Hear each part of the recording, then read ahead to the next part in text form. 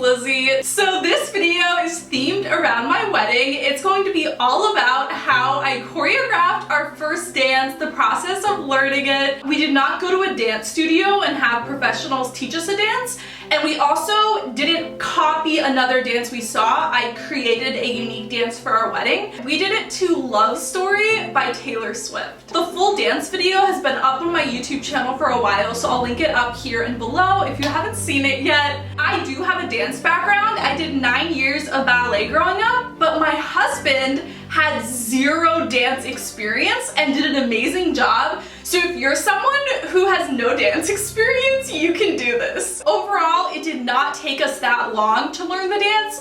I would say we probably practiced maybe 12 times. So the first thing that I recommend is shortening the song. I think this is good for the audience because it does kind of get old seeing a dance happening for too long, even if it is choreographed, but it also makes it a lot easier to learn. So we did Love Story by Taylor Swift and we cut out the second verse. So we went first verse, chorus, bridge, chorus. So it made the song, I think, about 3 minutes long. Another reason I wanted to shorten the music is because I didn't want any repeat moves. So a really easy thing to do to cut corners would be the chorus is always the same moves, and I wanted it to be different things throughout the whole dance. So that is an option if you're really intimidated by this and you've been trying to dance and it's just really hard. You can do a repeat of the moves for a chorus. Since I didn't have any ballroom dancing experience, what I did is I went to YouTube and I watched a ton of different first dances,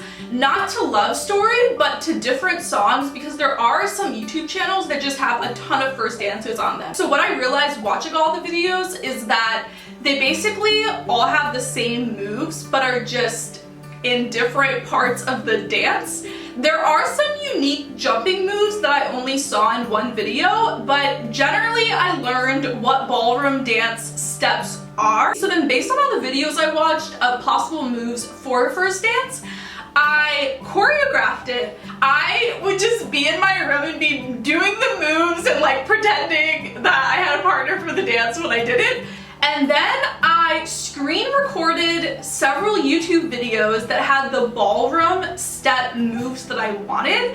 And then I edited together all of the videos in the order of our dance. So I probably had like 5 different videos that I edited through, and the purpose of that was mostly for my husband because I wanted him to be able to see the dance before we tried it out. So when I exported the video file of the whole dance, I airdropped it to my phone and to my husband's phone so we could just watch it in the middle of the day if we need a break from work, just because watching it over and over again is such an easy way to memorize the dance. My husband didn't have strong opinions on which dance moves I chose, so that's why I did it all on my own. But if you and your husband are both really invested in it, you can watch YouTube videos together of different first dances.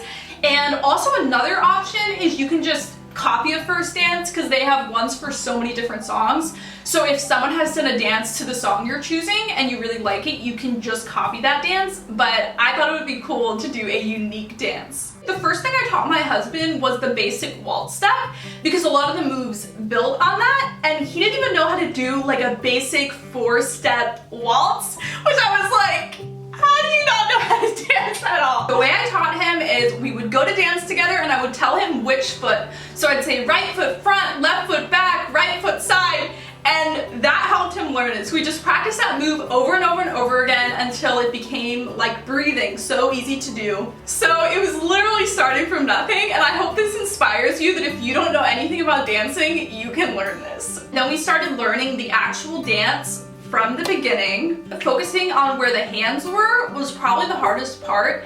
Actually, at the very beginning, this move was the hardest to learn of everything we did, just because of the way the fingertips are touching and your hand gradually turns around. That took so long, and we actually had our friends, 2 of our friends, we were visiting them, and they helped us figure out the hands for that move. So once we figured out that, everything else felt so easy. So I really recommend that if there's one move that's so hard to get, ask ask your friends to help you because they can kind of stand back and have an objective perspective on it, because when you're in the middle of it, it's kind of easy to get lost in the moves if you're learning it for the first time. Having someone else study the video and then help you with your arm placement, that was really helpful. The other thing really important is to tour your venue before you start learning the dance, because you need to know if, like, is the dance floor in the middle, is the dance floor at the front. You need to know like which way you're going to be facing. And if there's going to be people all around you, then you might want to be like facing this way, then facing this way. So for us, the way the tables were set up is they were set up here and then the dance floor was here. So we just faced one way for the whole dance unless we were like turning around in the waltz step. We practiced each move really slowly several times before we started the music. And every time we practiced with the music, we started from the very beginning, and I think that was so important to link the whole dance together. The other thing really impressive is we never practiced it in front of a mirror, like ever, because we didn't have a big mirror and we didn't have access to a dance studio. So you do not have to have a big mirror to learn this. Towards the end, when it was getting closer to our wedding, we filmed it. And then we watched ourselves doing it on camera, which was really helpful because, like I said, we didn't have a mirror at all. So that helped us see some of our dance moves and get more precise and perfect things. So the final thing I want to say is to compromise with your husband or wife on the dance moves. I really wanted to end the dance with me jumping up and him catching me and doing like a lift move. And there are so many options for what to do for that. There's this one jump move I wanted at the end so bad, and my husband was just immediately no, he didn't want to do it. And like I really asked him and I was like, please, it'll be so cute, everyone will love it. And he just wasn't comfortable doing it. So there are a lot of really fun jump moves for the end of the dance that the audience will love so much. So I really encourage you to watch first dances on YouTube and pick one of the jump moves for the end because they're so cute. But what we did instead is at the end, he kissed me.